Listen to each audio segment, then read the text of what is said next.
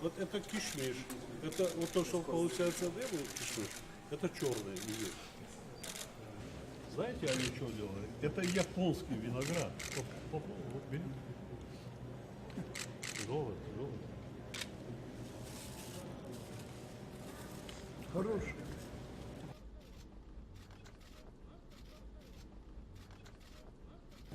Так, кто нас будет учить? Имам Али Шарипович, сам будешь учить. Ну, это один сам. Фотографировался. Так красиво. Перезрели. Брату. Да, спасибо. Рахмат. Рахмат.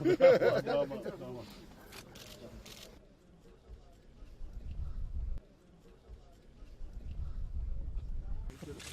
Вот это да.